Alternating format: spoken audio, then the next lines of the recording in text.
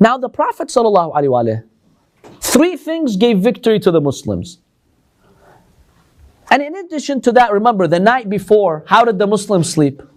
If you remember from last week's class, they slept peacefully. Allah made them all sleep and they were energized.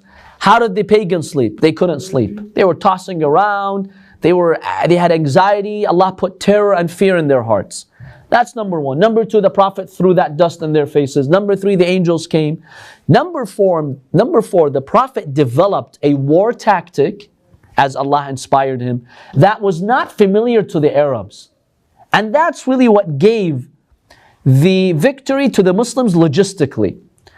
Basically, the Prophet told the Muslims, don't just go in the battlefield chaotically like the Arabs would do. Have you seen movies of the past people fighting? You've got thousands of people, you don't know who's doing what. Swords and spears, and there was no organization. That's how the Arabs fought. Initially there was one-on-one combat, but when the actual battle started, it was chaotic. The Prophet said, no chaos here. We want to win, we have to be organized. The Prophet invented the line system. Basically, he said, the first line, let's say you have 30 in the first line, 40, 50 in the first line. The job of the first line, stand like you're doing jama'ah, and then he gave spears to that first line. He said, those people, they have a lot of horses and camels. So you stand and create a defense system. The first line, have spears in your hand. Don't go in the battlefield run. They're coming after you. Use the defensive strategy. So you're standing and you have spears. You can strike many of them and bring them down because they're on their horses and they're charging at you. You're fixed and firm on your feet. Then the second line, the Prophet told them, they were archers, the second line. The Prophet said, have your bow and arrow ready so that once they go past the first line, you shoot them with your arrows.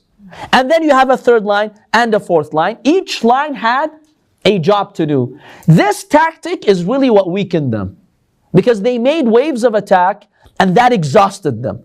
So mostly the Muslims at Badr used the defensive strategy, and the Prophet is the one who gave them a defensive strategy. Allah mentions this strategy in Surah As-Saff.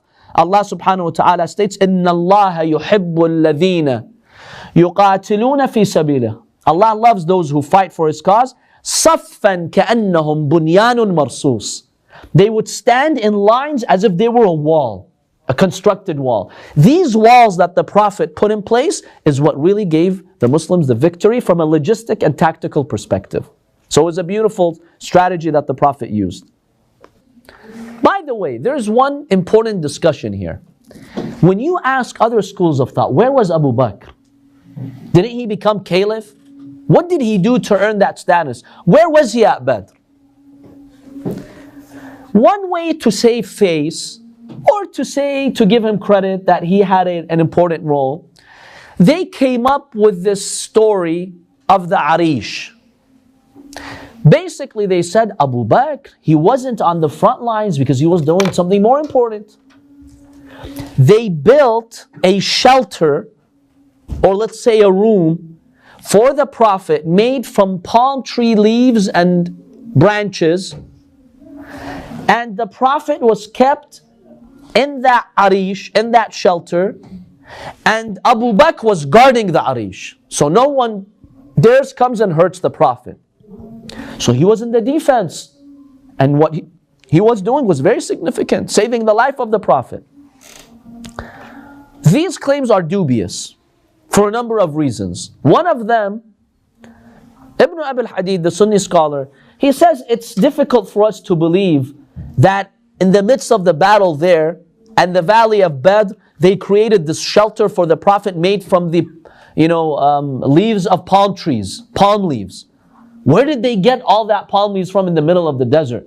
Okay, you could carry a few with you from Medina, from here and there. But you need a big amount to create a shelter, like a room, like a building. So this is dubious, that there in the valley they had the time to actually construct this. Where did they bring the building material for it from?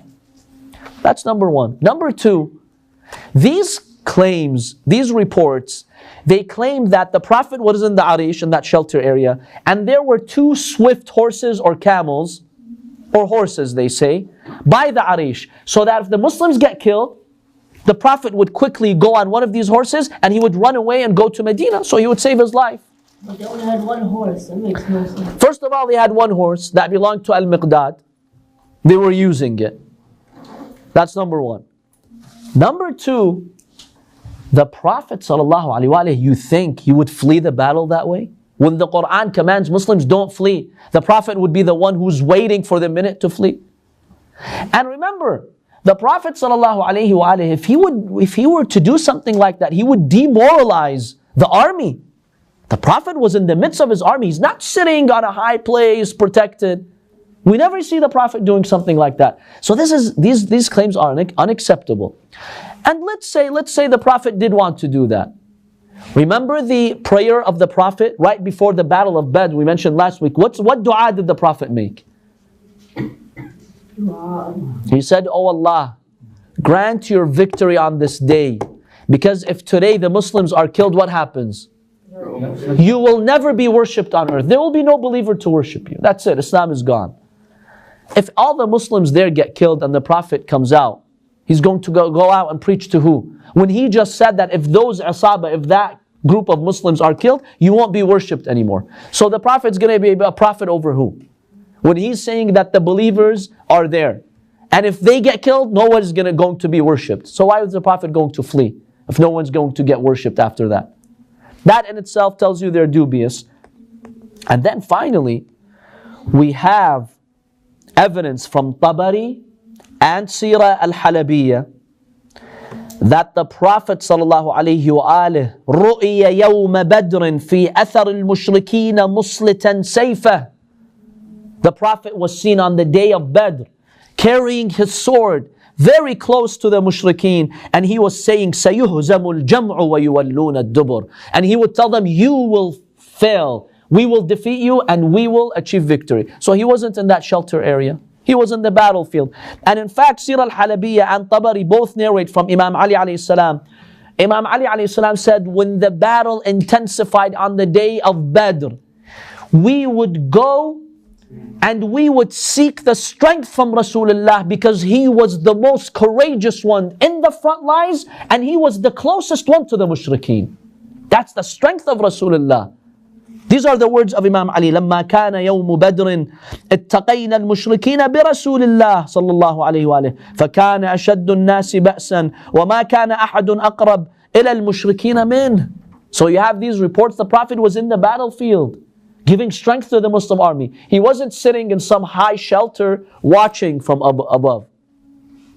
So the idea that Abu Bakr haram, he didn't fight because he was busy protecting that shelter, maybe he was by himself in the shelter, keeping himself safe.